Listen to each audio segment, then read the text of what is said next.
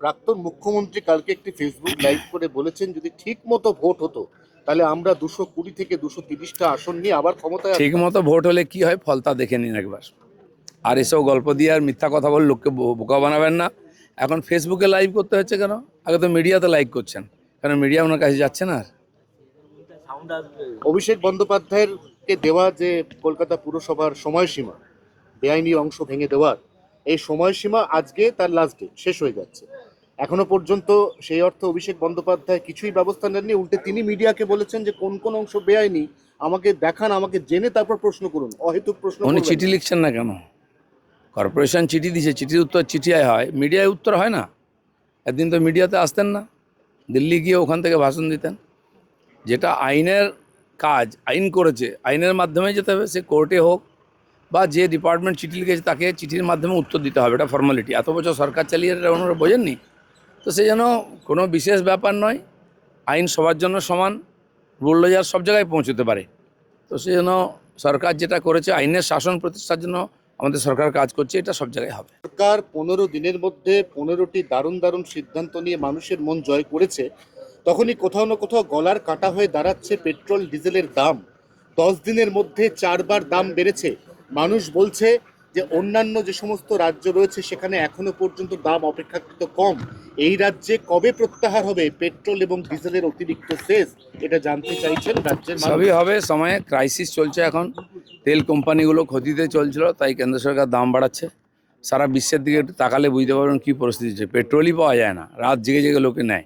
এখন অ্যাভেলেবেল আছে, কিন্তু অয়েল কোম্পানিগুলো বহুদিন ধরে ক্ষতি স্বীকার করে চালাচ্ছিল, তাই তাদেরকে একটুখানি তো সুযোগ দিতে হবে, নাহলে কোম্পানি বন্ধ হয়ে যাবে। আর পশ্চিমবাংলা সরকারও সব রিভিউ করছে, এখানকার তো ভাড়ারও শূন্য, হাতও শূন্য। সেজন্য সরকারকে ইমিডিয়েট কোনো হাত দিতে গেলে সরকার বেতন দেওয়া মুশকিল হয়ে যাবে।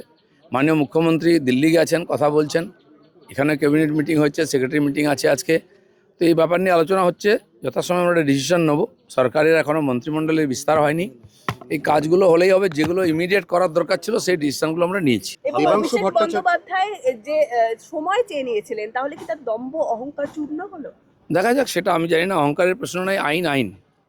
খাতায় কলমে তার দেবাংশু নামে কোনো বাড়ি ভট্টাচার্য নেই। একটা ফেসবুক পোস্ট করেছেন, তিনি বলছেন যে নতুন সরকার এলো, কারো চাকরি তো হলো না, উল্টে একের পর এক উচ্ছেদ এবং বুলডোজারে প্রায় 2 লক্ষ মানুষ তারা মানে কর্মসংস্থান হারিয়ে ফেলবে। উনি যেটা বলেননি, ওনাদের কয়েকশো নেতার চাকরি চলে গেছে, যারা বিভিন্ন ডিপার্টমেন্টের মাথায় বসে কামিয়ে খাচ্ছিলেন, সেটা আমরা শেষ করেছি। কয়েকশো রিটায়ার্ড অফিসারকে লক্ষ লক্ষ টাকা বেতন দিয়ে পোষা হয়েছিল, কোনো কাজ ছিল না, সেগুলোর চাকরি চলে গেছে। চাকরি হতে সময় লাগে। এটা টিএমসি নাকি দাঁড়িয়ে বলে দেয় এদেরকে চাকরি দিতে, ওকে চাকরি দিয়ে দে। এই সিস্টেম পাল্টে গেছে, যা হবে সিস্টেম অনুযায়ী হবে, যথাসময়ে চাকরি হবে। তৃণমূলে একমাত্র কুণাল ঘোষের সঙ্গে আপনার যা একটু মিষ্টিমধুর সম্পর্ক ছিল একসঙ্গে, কুণাল ঘোষের বাড়ির সামনে কালকে কিভাবে প্রায় সারা রাত কিছু লোক কন্টিনিউয়াসলি চোর চোর স্লোগান দিয়ে সকালে গলা ভেঙে গেছে বলে বাড়ি ফিরে গেছে। এগুলো তো আমাদের বাড়ির লোকেদের বাড়ির সামনে হতো না। আমাদের মাননীয় মুখ্যমন্ত্রী আজ তার বাড়ির সামনে গিয়ে ওদের লোকেরা চেঁচায়নি চোর চোর বলে?